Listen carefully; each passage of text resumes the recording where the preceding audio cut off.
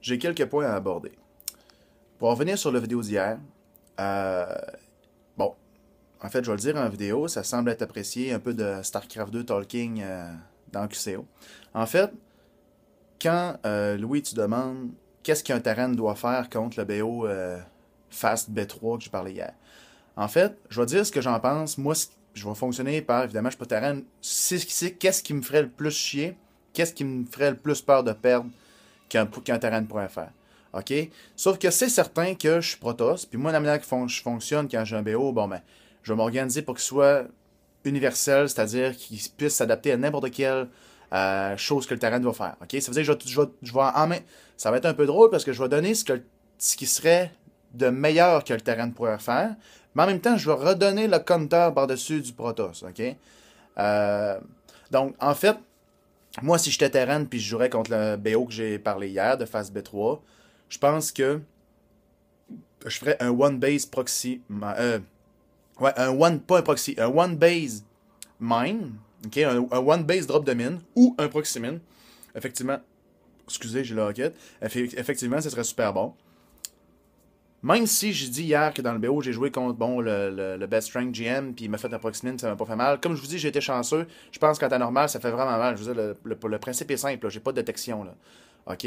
Donc, un one base, min ou proximine, c'est à mon avis très bon.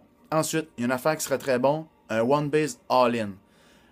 One base all-in, je parle pas d'une espèce de gros méga push de débile mental à 10 minutes, là. Ben, ça serait peut-être bon, là. Je veux dire, c'est tout. Mais ça serait peut-être bon pas tant que ça, parce que je prends tellement B3 de bonheur que j'aurais comme. Ça, c'est comme.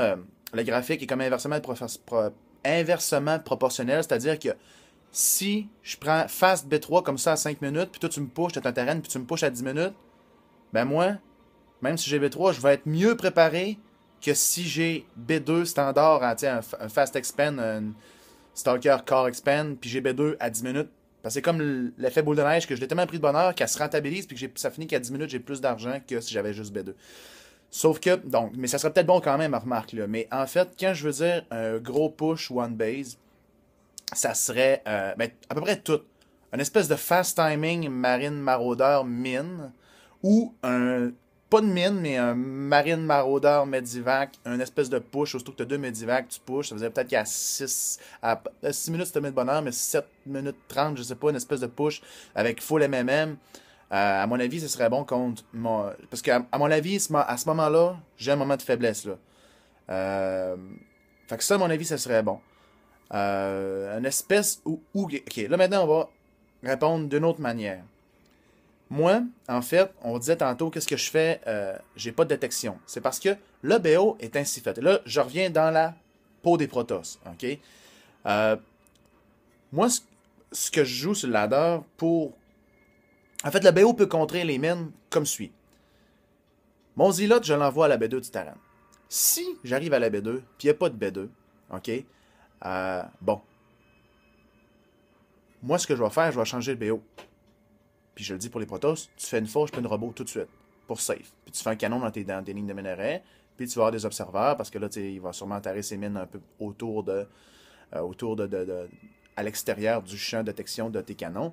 Donc, moi, je vais faire ça. Ça fait que ça, c'est l'adaptation. Sauf que, je scoute avec le. Comme ça est arrivé une fois contre Sébastien. J'ai scouté, puis j'ai vu qu'il y avait plein de marines. J'ai dit, bon, il me all-in avec deux baraques. OK. La deuxième étape du Protoss pour le scouting, c'est que. Et c'est ce que Trap fait, en fait. Il scoute avec ton corps. Aussitôt que ton corps est fait, tu l'envoies à base, à la main du terrain. Ça, c'est vraiment pour voir. Donc, première étape, tu scoutes s'il y a B2. S'il y a B2, à mon avis, là je reviens à la peau de terrain. Ce que le terrain peut faire de bon, c'est un B2, tout drop mine fast. Fait qu'il fait une baraque, usine, starport, puis ça va faire un drop. Mais il prend B2 aussi. Il peut même faire Command Center first ou un Marine Command Center, pas de problème. Donc, ça, à mon avis, ça serait très bon aussi. Donc, pour le Protoss, de contrer ça, en fait, c'est avec le corps. Tu scoutes la B2 dans un premier temps. Dans un deuxième temps, c'est le corps à la main. Souvent, j'ai pensé que le risque d'amener le corps comme ça, parce que c'est long, le corps, à traverser toute la map, puis tu l'as pas contre toutes sortes de petits roches. Euh, donc, c'est pour ça que moi, habituellement, en PVT, je scoute pas avec le corps comme ça. Puis en plus, ça m'est arrivé à quelques reprises de me faire attraper au milieu de la map avec un petit push de 4-5 marines. Puis là, mon corps meurt comme ça. où il faut qu'il se sauve, puis il faut que je fasse une bulle, puis là, il perd 75 d'énergie.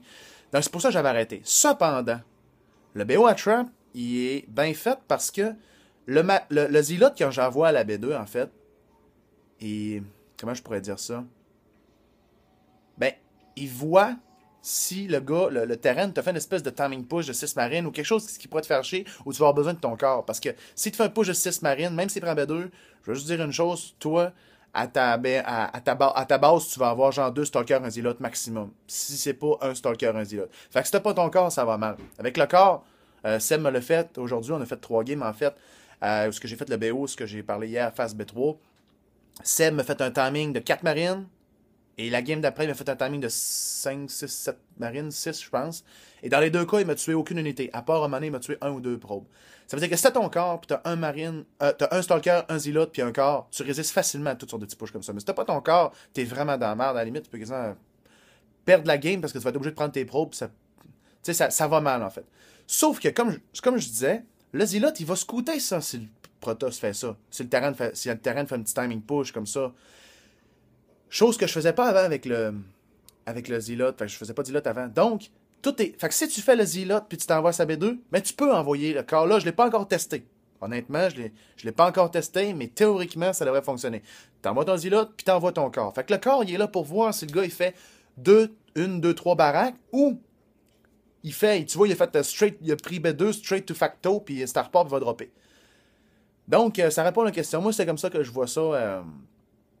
C'est ce qui serait bon, à mon avis. Une espèce de big timing sur une base où tout ce qui est par rapport à une mine en early game, ce qui serait bon à ce temps que j'ai dit ça, ça serait de cacher, en fait. Parce que là, le corps, je veux dire, le corps est facile à deny. Là, je veux dire, mettons qu'on revient dans le pot de terrain parce que chaque stratégie a son counter à StarCraft 2. Ça, c'est aussi simple que ça. Fait que vous voyez un peu l'escalier là, qui se produit. Là.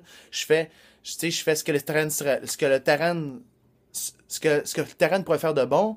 J'en reviens au Protoss, ce qu'il pourrait faire de bon. J'en reviens à l'autre terrain, ce qu'il pourrait faire de bon comme ça. Donc, fait que vous voyez l'escalier qui monte comme ça, puis ça finit plus, ça, là. Puis à un moment donné, là, la dernière étape en haut, ben, t'as la micro. Fait que, et puis la PM. Fait que, en fait, parce que, bon, maintenant, ce que le terrain peut faire, ben, c'est facile. C'est extrêmement facile. Tu fais 4-5 marines, puis tu denies le scout du corps. En fait, t'as même pas besoin de sortir de ta main. Tu restes à ta main, puis tu fais ton facto, puis ton starport caché dans le coin en bas. Puis quand le Protoss va scouter avec son corps, là, il ira pas scouter dans le coin, il va longer le bas de la map, puis il va revenir voir ça en arrière de ta main. Fait que tu fais ça en arrière de ta main, puis tu t'organises avec tes 4-5 marines pour empêcher le corps de scouter. Fait que moi, si ça m'arrive, ben honnêtement, je sais plus quoi faire. Je pense que je prendrais la chance rendu là, puis je me dirais, bon, ben, je vais faire mon BO standard, puis s'il me fait un drop de mine, ben, too bad, je me défendrai comme je peux, puis je vais essayer d'évacuer mes probes le plus vite possible, puis faire ma robot, nanana, tout chronoboost, puis en fait, je vais sacrifier un probe à chaque fois, puis je vais récolter pendant ce temps-là. Mais s'il y a 3 mines, honnêtement, tu récoltes même plus par la base, parce que 3 mines avec 3 timings différents de reload, tu peux pas commencer à sacrifier un probe là-dedans, puis... Donc, voilà pour ça. Ça répond à la question. Puis, en fait, je vais faire un autre petit vidéo à l'instant. Je vais fermer lui, puis je vais faire un autre petit vidéo à l'instant parce que je veux parler de quelque chose d'autre aussi. À tout de suite.